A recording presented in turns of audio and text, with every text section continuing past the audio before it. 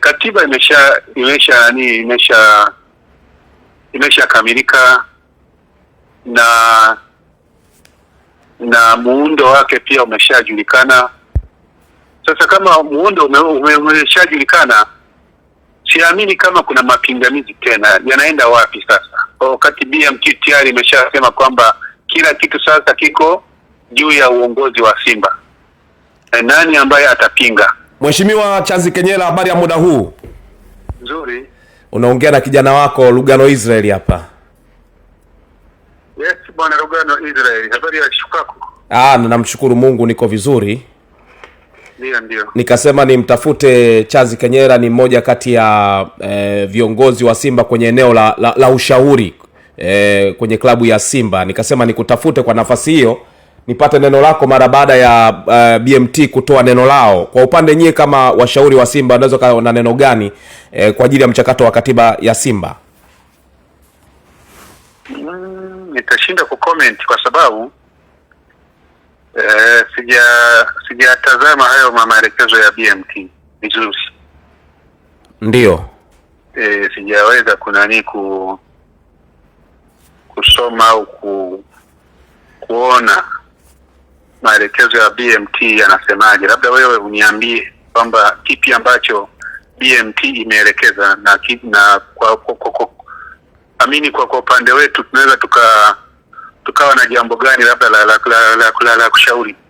Sawa, kwa upande wa BMT wao wamesema kwa sababu katiba ya Simba walipitisha na imefika kwenye mikono ya Simba, wanataka utekelezaji wake sasa kutokana na katiba jinsi ilivyo, na kila kitu kiko kwenye mikono ya Simba kwa kwanza kuifanyia kazi sasa hivi, maana yake katiba ianze kufanya kazi.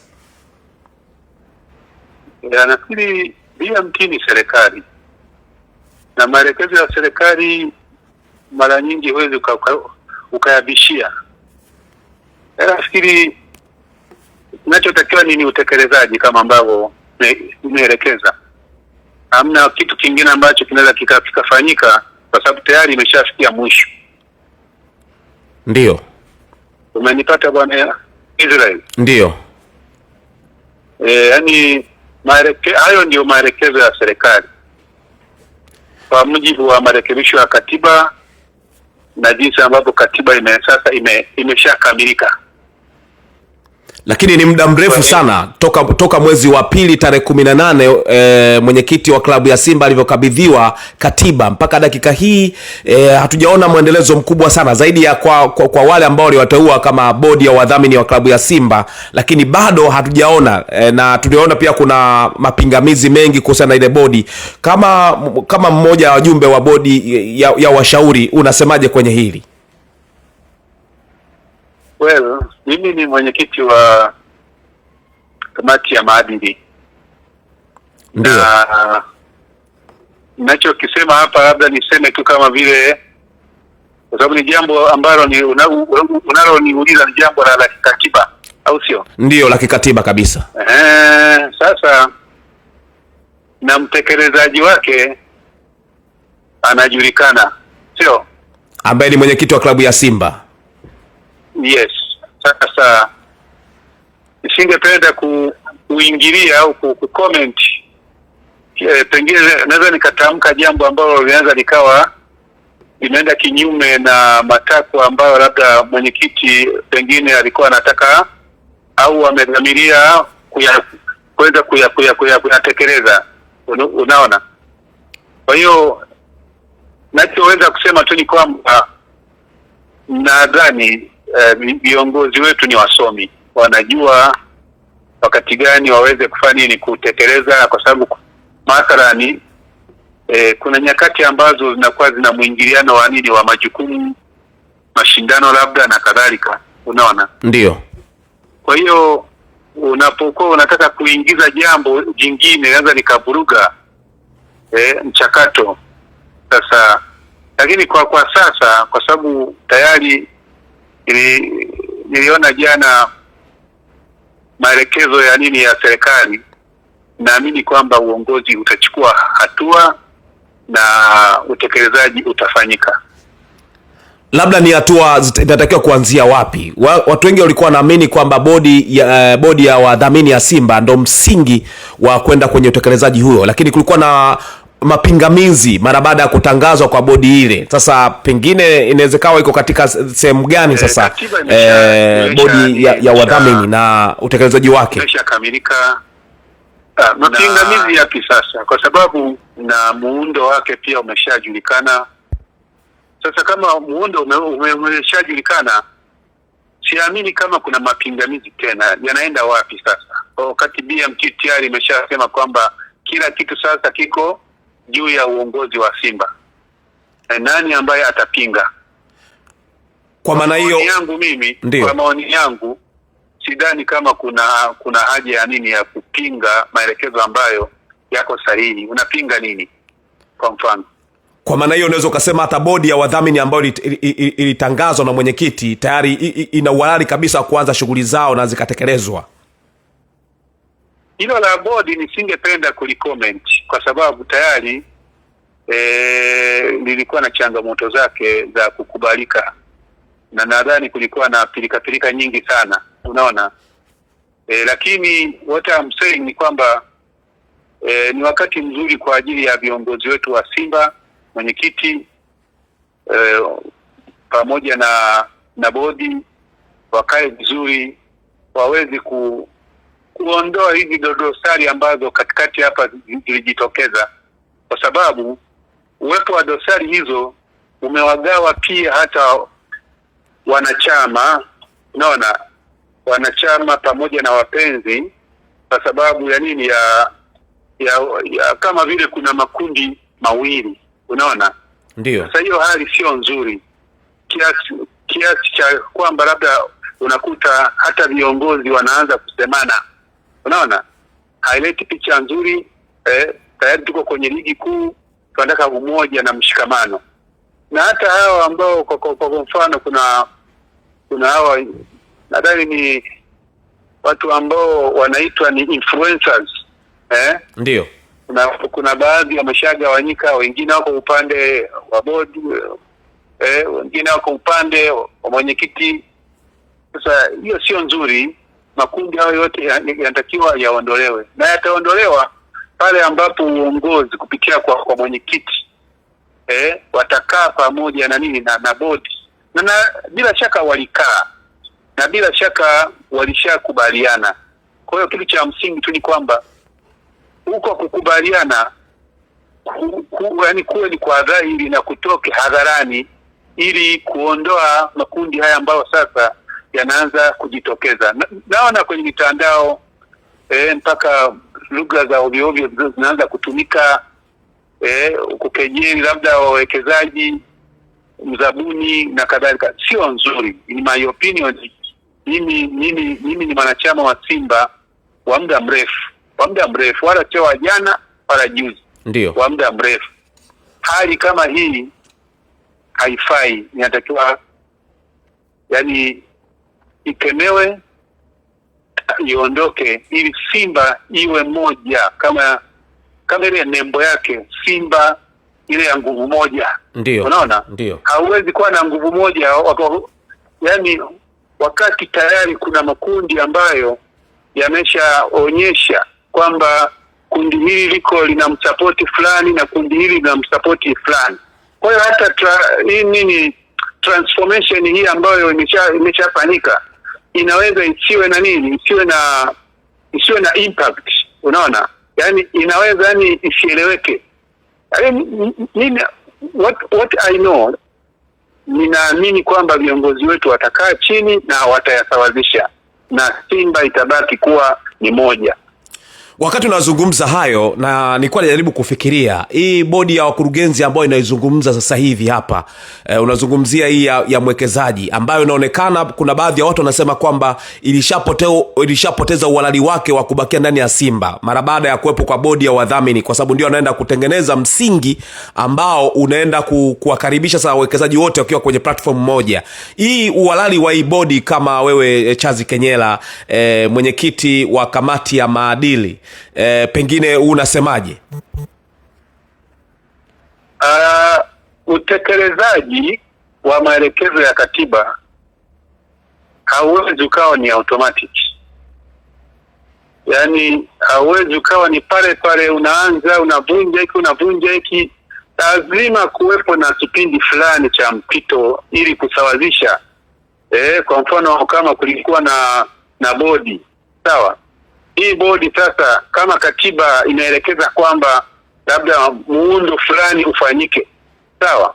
Sasa bodi iliyokuwepo sasa, je, at the moment inafanyaje? Je, inapoteza nguvu? Na ikipoteza nguvu sasa inakuwaje wakati hakujawa na nini na uteuzi mwingine wa bodi ambayo sasa ingekuja kuchukua nini nafasi ya nini ya wajumbe ambao watakuwa wamesha kids. In my opinion ni kwamba lazima kuwe na kipindi ka mpito kidogo ka kurekebisha hii hali, ambako mwenyekiti, sawa, mwenyekiti pamoja na bodi wakae chini, waangalie katiba inawaelekeza nini, halafu waingie kwenye nini sasa utaratibu wa utekelezaji. Uoni kusema ya kwamba unasikia nani mgano, ndio uwezi kuivunja bodi immediately kwa sababu kuna mambo ambayo bodi imekuwa ikiyafanya kwa maslahi mapana ya club, na ukiivunja wakati hujawa na nyingine sasa ambayo tayari itakuwa imeshahalishwa, hasi unakuwa umeshaingia kwenye chaos. Lakini uoni kwenye matatizo. Lakini Charles Kenyela, uoni kabisa kwamba kiasi cha mpito ambacho alitengeneza hekima mwenyekiti wa klabu ya Simba Murtaza Mangungu kutoka tarehe 18 mwezi wa pili alivyopewa ile katiba mpaka sasa, upande wa bodi ndio pia umekuwa ukivuruga sana masuala haya ambayo yanaendelea sasa hivi na kuleta mvurugano? Uoni kama ndio shida kubwa ambayo inaendelea mpaka sasa, na watu wamekuwa wakitoa maoni kwa staili hiyo kwamba bodi iliyopo sasa hivi ndio ambayo inavuruga mchakato, na maana yake hata uteuzi wa mwenyekiti pia ulienda kuvurugwa pia na kwa upande wa mwekezaji akiwataja watu ambao walikuwa bodi ya wadhamini ambao hawakutajwa na mwenyekiti? Maana yake bado kama ni kuvurugana pale. Yeah, of course ni sintofahamu. Wakati mwingine kuvurugana huwa kunatengeneza, yani kunaleta hali ya nini ya kujenga, kwa sababu wakati mwingine mnaweza mkawa kimya, kumbe ndani ya roho kuna matatizo. Sasa pale ambapo kuvurugana kunaonekana, ni rahisi sana kuja kufanya nini, kuparekebisha. Walivurugana, lakini baadaye walikaa kikao, na baada ya kukaa kikao wakatoa statement kwamba kila kitu sasa kiko vizuri.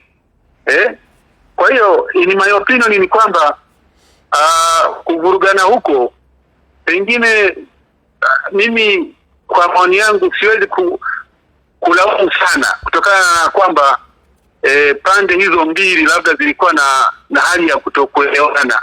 Sasa katika kutokuelewana, si wakutane sasa ili waangalie kama kuna difference wazisawazishe, unaona? Na mwenyekiti hata alipoitisha kikao kile alichotewa tena bodi nyingine, utakuta kulikuwa pia na tatizo kwamba upande wa bodi pia ulipinga. Sasa wanapopingana wao kwa wao viongozi, sasa kwa upande wa wanachama na wapenzi washabiki, inakuwa kama vile wanatugawa, unaona? Kwa hiyo kwa kuwa walishakaa kikao cha kutengeneza njia nini ya kufikia mwafaka, mimi naamini yote haya yatafikia mwisho na Simba itabaki kuwa ni moja. Na kitu ambacho pia kinazungumzwa ni kwamba mkwamo mzima unaoendelea sasa hivi, kwa sababu hata akaunti za klabu ziko chini ya bodi ya wakurugenzi ya Simba ambao ndio signature wake ambao ndio wapo pale, na kukwamisha huko inatakiwa nguvu yote ende kwa mwenyekiti ambaye anaonekana anazibiwa nguvu pia na upande wa bodi, na ndio maana utakuta statement ya mwenyekiti haiwezi kupewa nguvu ndani ya klabu ya Simba, ila ya Crescentus Magori ambaye ni mwenyekiti wa bodi ya wakurugenzi ndiye ameweza kaa na nguvu, na katiba sasa hivi inapinga. Pengine ile nalo unaliwekaje sawa, kuweka uzani sawa katika katiba sasa hivi ambayo inamtambua mwenyekiti kuwa na nguvu zaidi na kwenda kusimama kama bodi ya wakurugenzi kiundwa, maana yake yeye anatakiwa kuwa mwenyekiti wa bodi ya wakurugenzi, lakini mpaka dakika hii haijafanyika.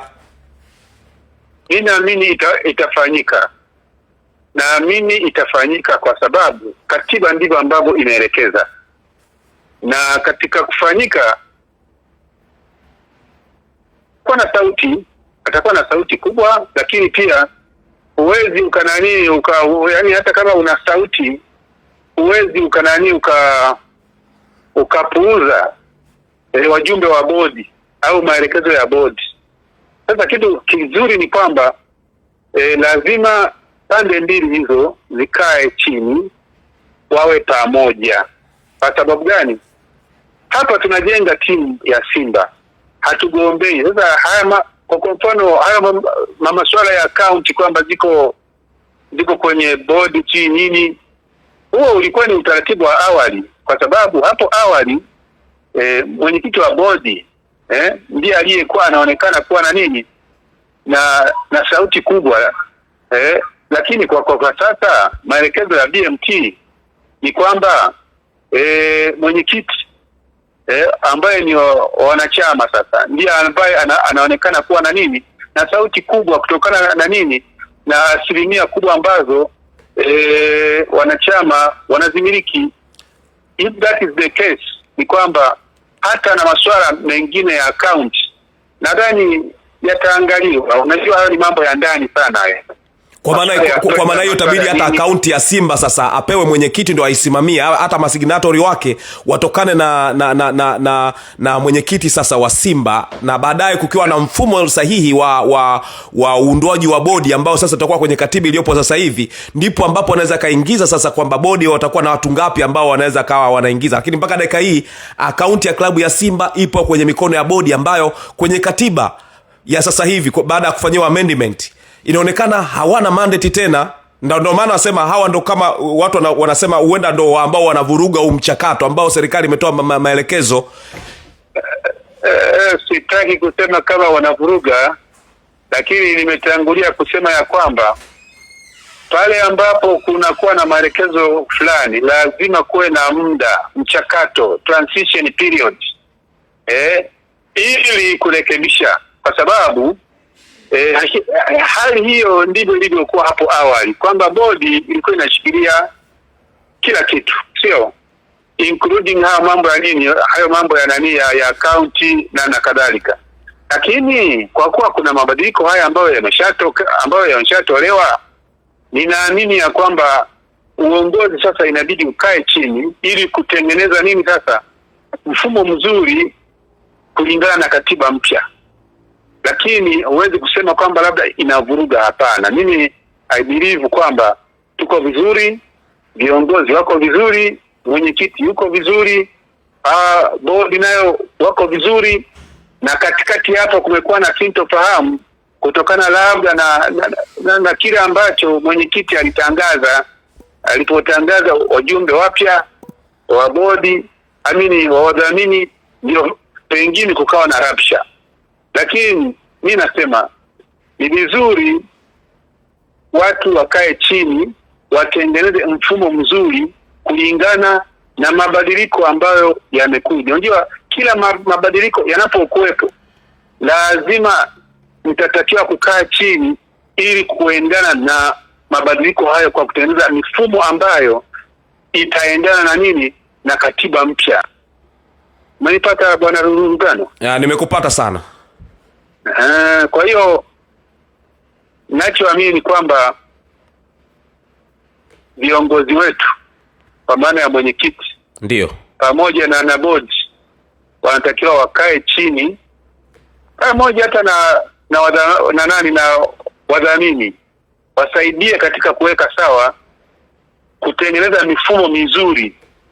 Unajua hili jambo mabadiliko ya nini ya kampuni, sio ndio, au yani mambo ya uwekezaji ni mambo mapya, naona ni mambo mapya.